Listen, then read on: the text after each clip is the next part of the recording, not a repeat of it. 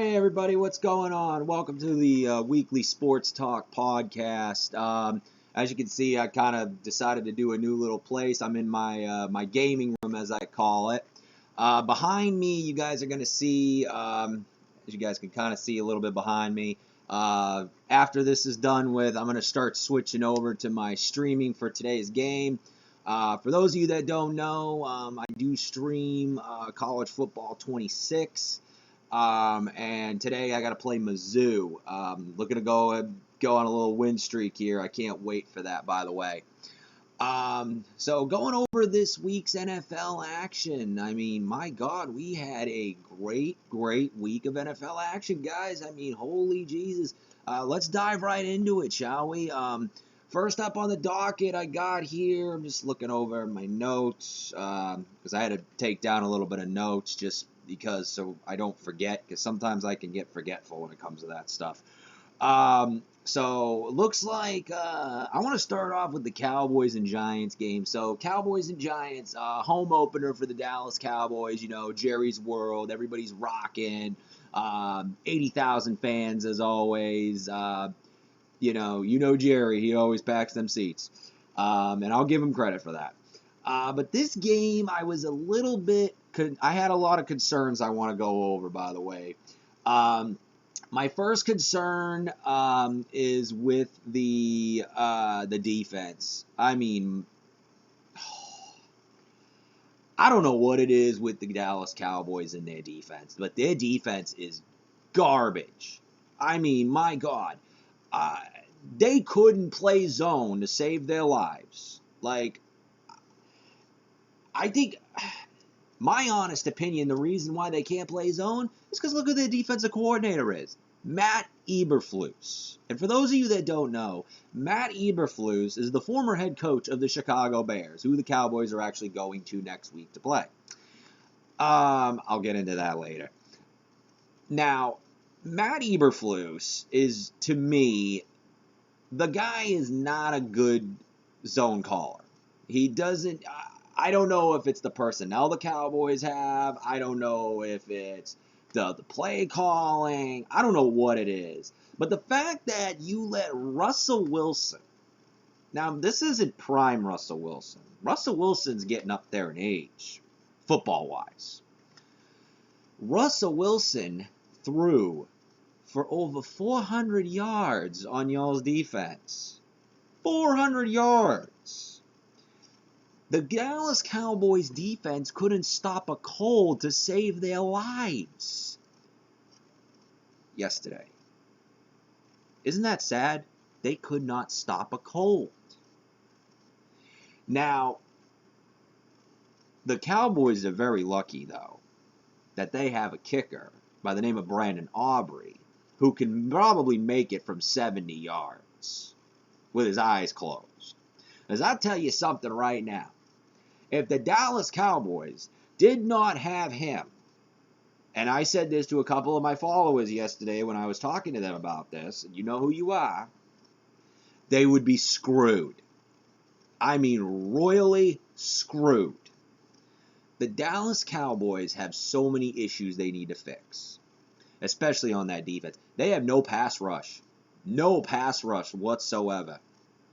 You let Russell Wilson throw 400 yards on your friggin' defense? Something's wrong. Something's wrong. The fans are mad. They're calling for Eberflus's head already. We're in week 2. Week 2! And they're calling for Eberflus's head. Now, how crazy is that? Matt Eberflus, I've said this for years, ever since he got a head coaching job. To me, Matt Eberflus is not a good play caller. He's not a good anything. What in the world were the Cowboys thinking hiring this guy? This clown who had just gotten fired from the Chicago Bears. And to me, if you get fired from the Chicago Bears, you got some problems. Because the Chicago Bears haven't been good in years. Years. They were terrible with Matt Eberflus as their head coach. They're not doing so good this year with Ben Johnson. They just got blown out by the friggin' Lions 52-21 yesterday. Caleb Williams is not the guy for the Chicago Bears. He's not. I've been saying this. But Bears fans are so delusional. I'm going to get into that in a little bit, though. I need to kind of stay on topic here. The Dallas Cowboys go out after the game. They get Jadeveon Clowney. Okay, you helped out your pass rush a little bit. You're still missing Deron Bland. You still don't have any defenders that can play zone. And to top it all off, your starting center is out for 2 months with an ankle sprain. Now your starting center's hurt. Your offense, I'll bet they did look good yesterday. I'm not going to lie. The Dallas Cowboys offense, again, they're surprising me. Dak is surprising me this year so far. But can the offense put up 40 points a game week in and week out against teams like the Giants? What's going to happen in a couple of weeks when Green Bay comes to town on Sunday night? Are you guys going to be able to hang with them? My prediction is I don't think so. I do not think that the Dallas Cowboys can hang with teams like Green Bay or Detroit or San Diego or LA Chargers, or because the Chargers look good so far this year too.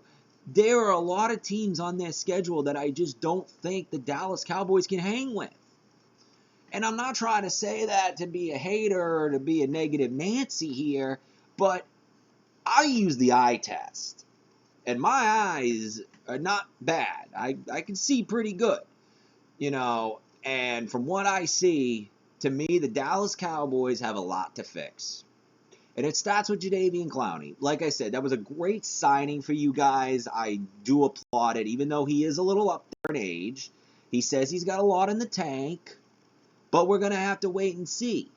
Again, I don't know what's going to happen with Jadeveon Clowney, what he's going to bring to the table. Is he going to be an every down defensive end? Is he going to be a rotational guy with Dante Fowler? I don't know right now. We'll see when they play the Bears next week. And they're going to Soldier Field, by the way. But this will be one of the only times I might root for the Dallas Cowboys, just because on my fantasy team, which I'm 2-0, by the way, guys, 2-0 on the fantasy league this year. I'm very happy about that. I am really hoping Brandon Aubrey does good again.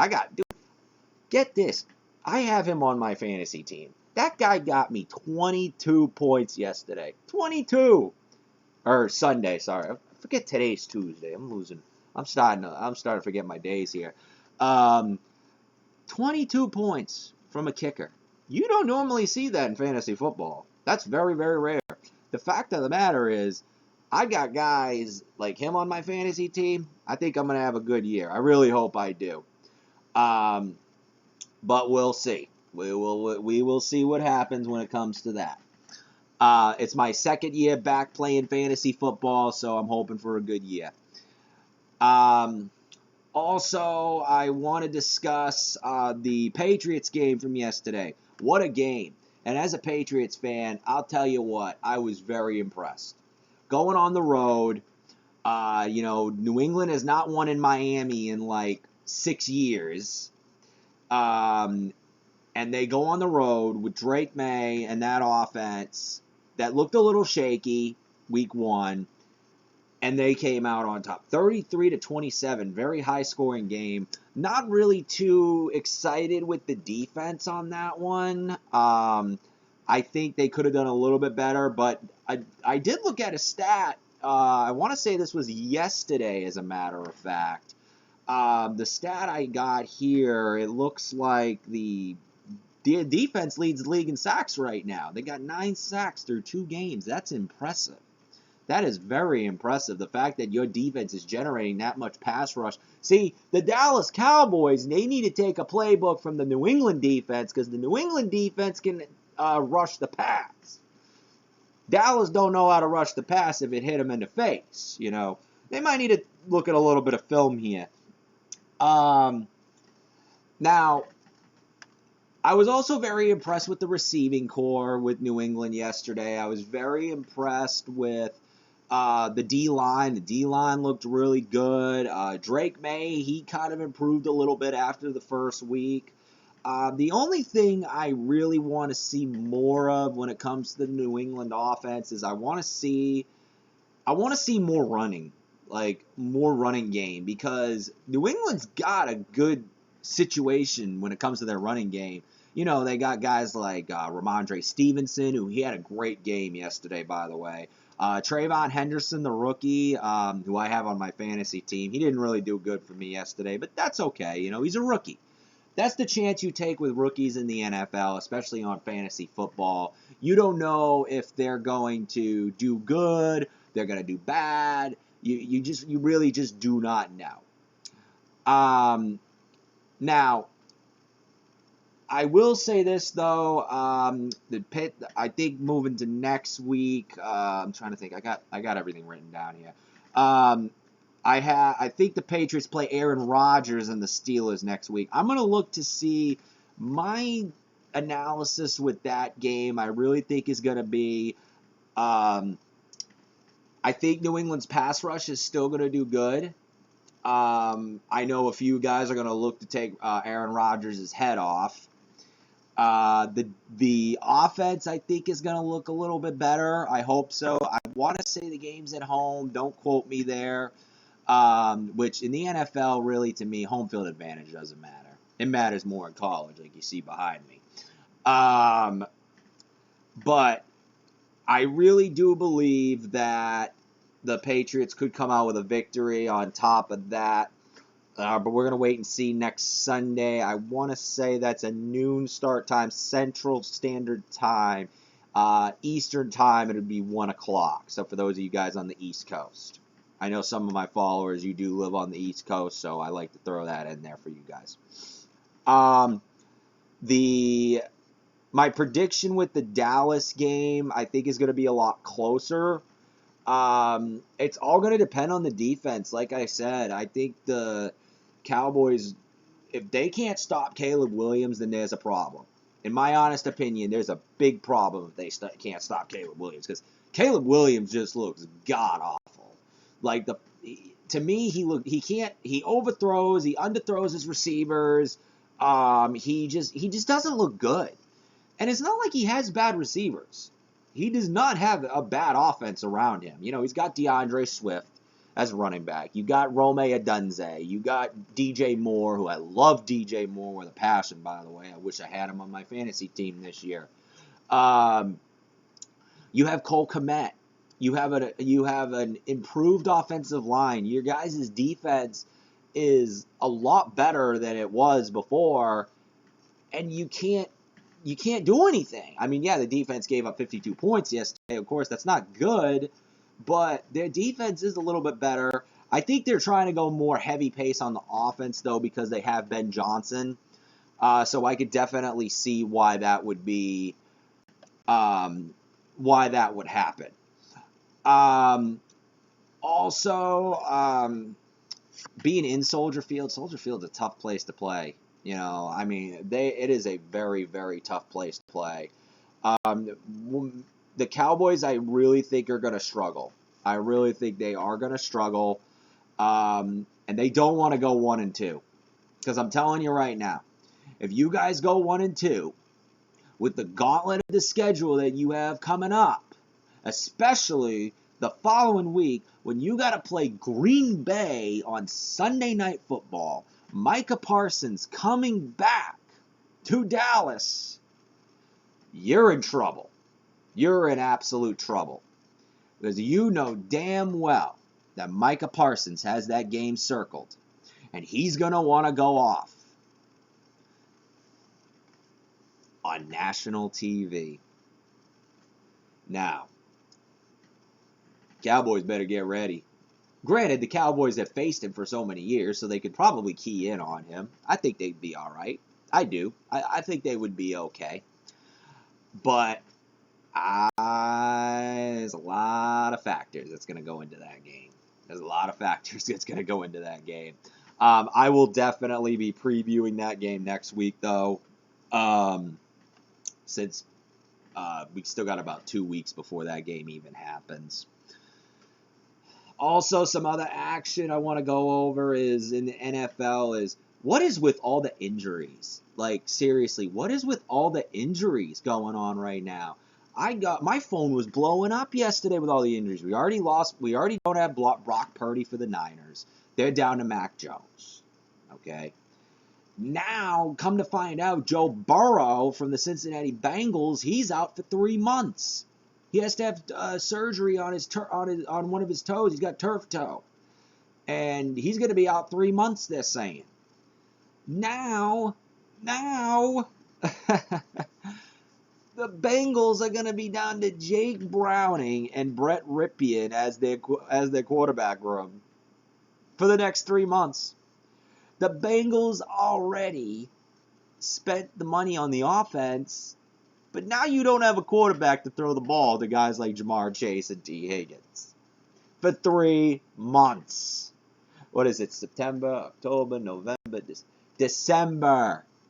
You have no Joe Burrow until December.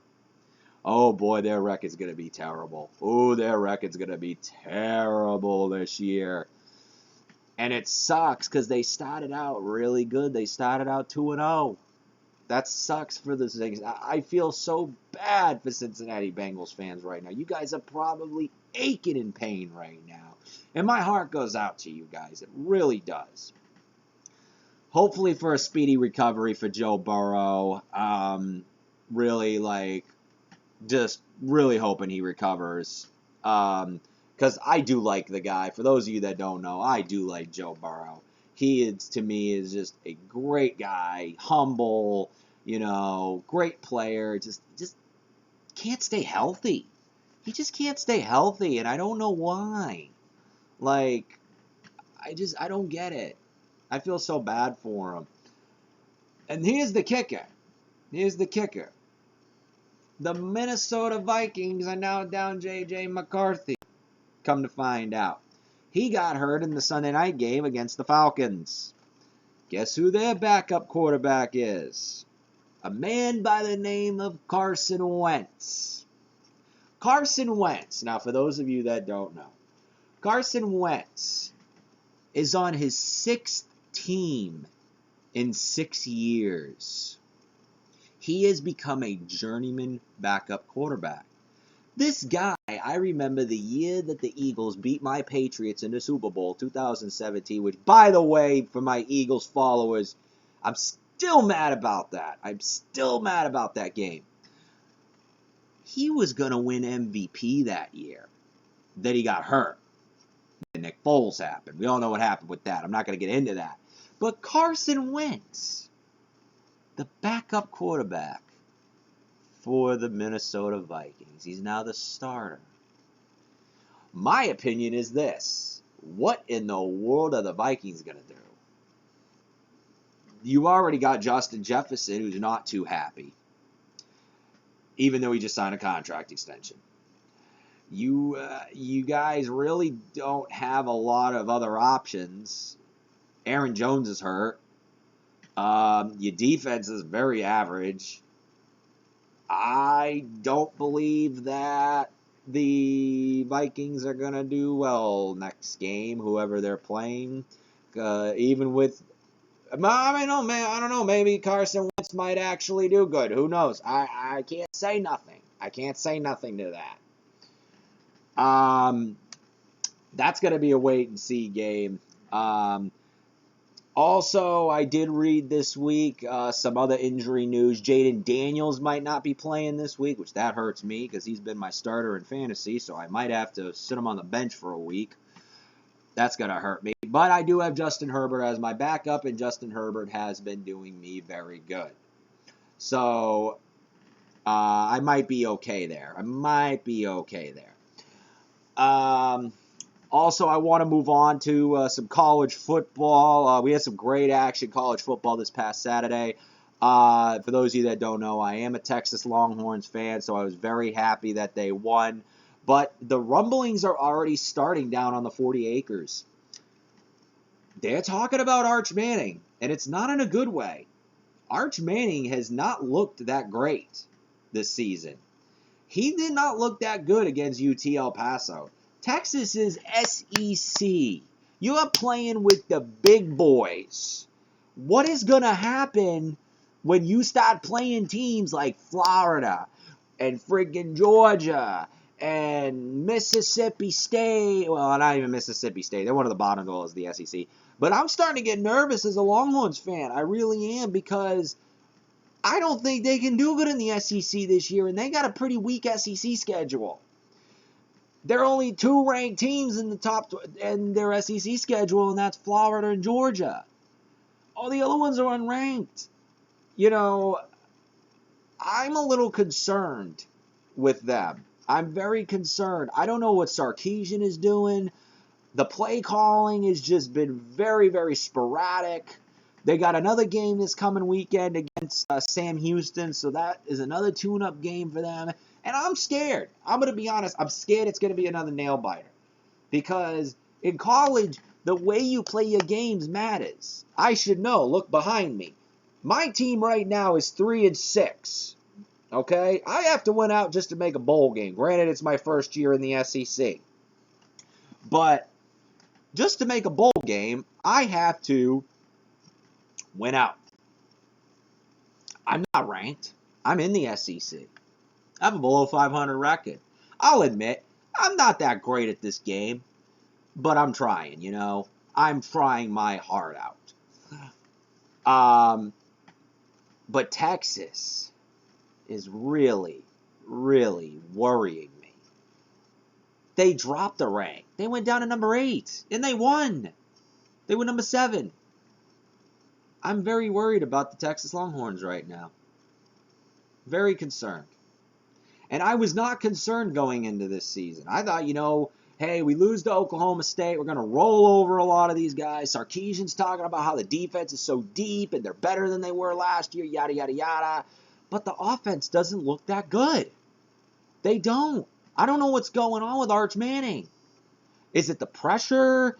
Is it maybe he's really not as good as everybody thought he was? Because right now he looks like an average quarterback. And in the SEC, you can't have an average quarterback if you want to beat the big boys like Georgia, Alabama, Ole Miss, Florida, who's looking really good right now. You just can't. You can't. That's called big boy football. And for those of you that don't know what big boy football is, go watch the SEC. Also, a little shout out to my A&M fans, even though, you know, screw y'all, by the way. I'm just kidding. Just kidding. I just like messing with y'all. Great win this week against Notre Dame on the road. You guys came back and you won the game in the final seconds. You won by 1 point on the road. Congratulations, A&M. And I don't normally give congratulations to the Aggies that much. At all. I normally don't. But, man, congratulations, Texas A&M. You guys played a great game. You went on the road to a tough environment, and you came out victorious. I am very proud of you guys. Very, very proud of you guys right there. Let me see if I have any other college news to discuss. Georgia beat Tennessee on the road. That was a great game. And it looks like, from what I'm seeing here, it looks like Deshaun Foster got fired from UCLA after 3 games. I guess old Nico there, who transferred from Tennessee, is starting to get people fired. But UCLA is not that good either. They're 0-3 right now. They're pretty garbage, actually. So just a little recap, guys. A little bit of update for y'all. As soon as I get off of here, I'm going to switch over and start streaming my Mizzou game. So if you guys are watching, please stay tuned. I'm going to be, it's only going to take me maybe about 20 minutes, and then I'm going to be able to get that going for you guys. But next week, we're going to have a lot to discuss next week. More Cowboys, more Patriots, more NFL news that comes about me. I'm probably going to talk about this too behind me and give you all some updates on how I do the rest of the season. We have about 3 games left, I think. Yeah, I think I got 3 games left, so I'm hoping I pull it off and just go on a win streak. It started with Arkansas yesterday. Let's hope it keeps going today. But you guys, like I said, I'll see y'all in about 20, 25 minutes. And tune in again. I'll have more streams going to each game I play now. I'm going to make sure I stream for you guys. For those of you that don't follow me on Twitch or don't have a Twitch account, I will be more than happy to send you the link so you guys can watch that. And I will still also upload my podcast to YouTube too. Have a great rest of your day, guys. I'll talk to you all here again in about 20